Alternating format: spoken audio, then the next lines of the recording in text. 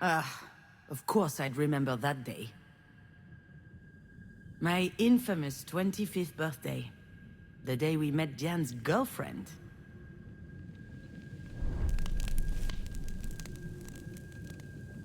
The day we danced a little, ate a little, and drank too much. But most of all, the day everyone went home early because I set the kitchen on fire while making dessert. There's plenty about that night I never told Diane.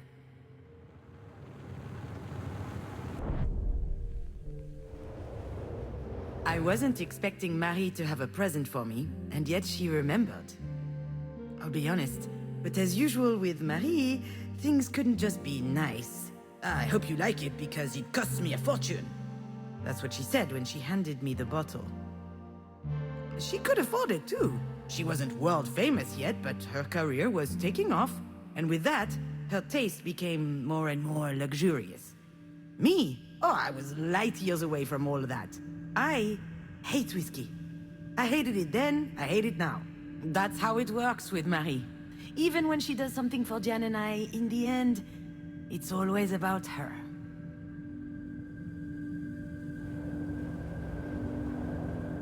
I was quite reluctant to organize this party. It was the last birthday I would celebrate at Marie's. Your dad and I were about to move in together. So I wanted to make it special. To impress my mother. Earn her respect, maybe even her admiration. But that would only happen if everything were perfect. The fire made it a complete failure. But to be honest, she'd have found some problem anyway. It was the first. She didn't make a big deal of it. She didn't even tell me that she would have a guest. But I knew it was important to her. And I was furious.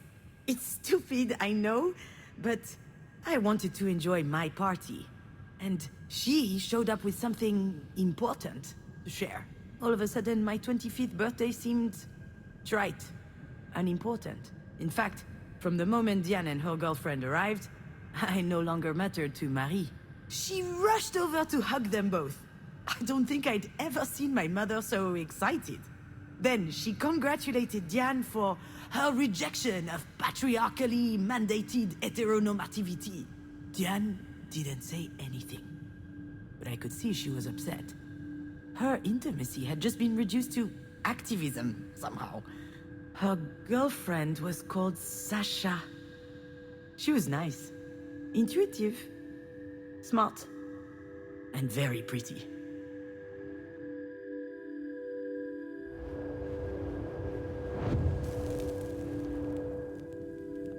Diane always loved being the center of attention.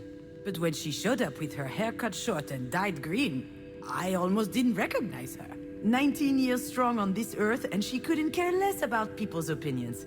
She was amazing to me. But I wonder if she was, at least unconsciously, trying to please Marie. It worked, by the way. Marie always had a soft spot for the rebels, and contempt for the rest.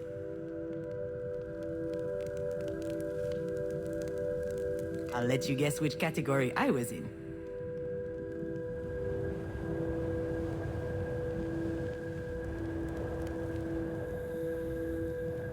When dinner started, Marie turned on the charm.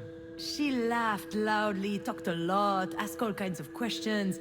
She has the most unbelievable charisma when she's trying to please someone, you know? And that night, she really was trying. I thought it was odd. She certainly wasn't doing it for me, or for Diane. And then I noticed the way she was looking at Sasha. I saw the glimmer in her eyes. The same as when she talks about Japanese whiskey. And I got worried.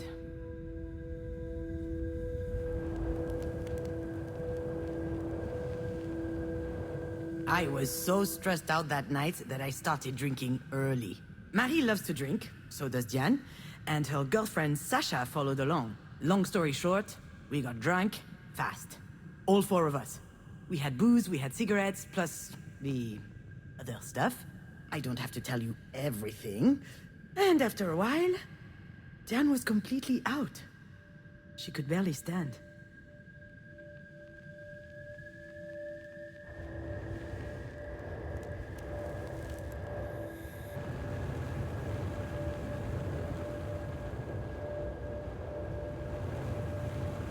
Alex called several times that night. He wanted to know how things were going. He had a hunch I didn't answer. I wanted to fend for myself. It's why I didn't invite him in the first place. I'll admit, sometimes his support was stifling.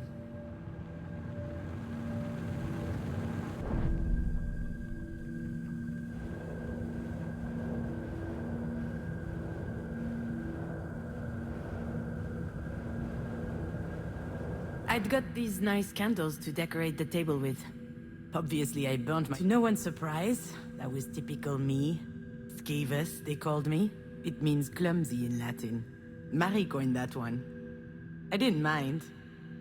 In any family, everyone plays a role. You just need to find... And I like being the bumbling, fumbling one. That way, at least, the pressure was off.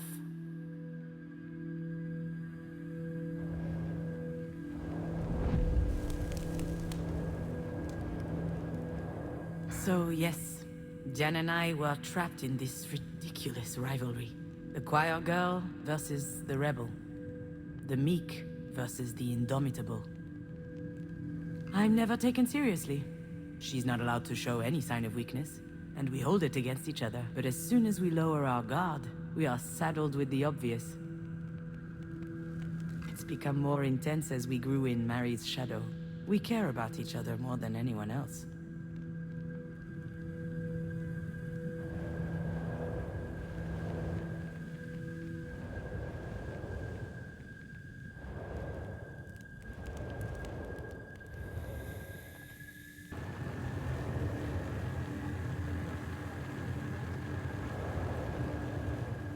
The flames went up very high, very quickly.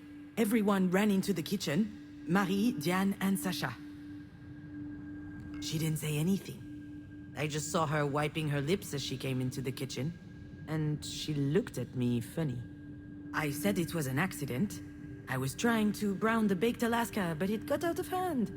No one questioned my version of events. The whole thing was just classic me. Alex wasn't there to defend me. And I just sucked it up. I never saw Sasha after that day. She and Diane broke up a few weeks later.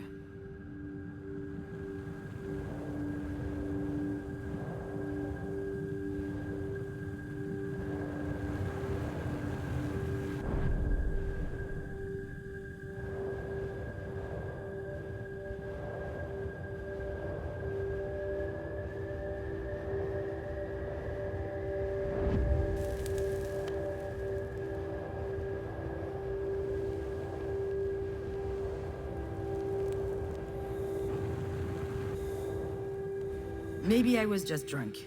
Maybe I was imagining things. Maybe I was paranoid. But when Marie invited Sasha to her studio to see the paintings and more, ooh, that raised a flag. She was up to something. She was trying to seduce her. And maybe she could have. I tried to warn Diane, told her to watch out. She was too far gone. She just looked at me. She had this blissed out smile. She could barely keep her eyes open. I had to do something, but I couldn't face Marie head on. I wasn't so...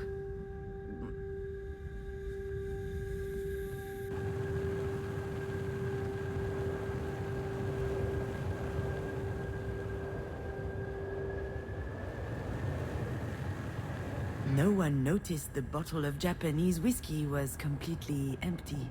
Alcohol burns nicely on the stove, and you know what? I wasn't even that drunk. I was mostly angry. At Marie. At myself. Maybe nothing happened after all. Maybe Marie didn't try anything, but I was scared enough for Diane's relationship that I set the kitchen on fire.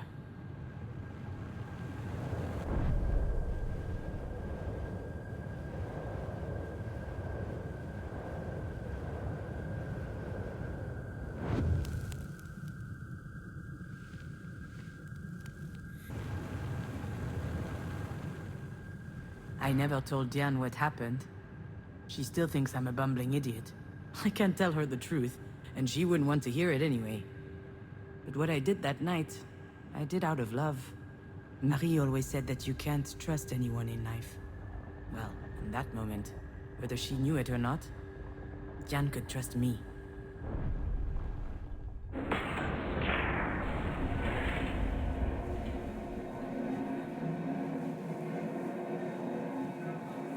Why would she trust you over me?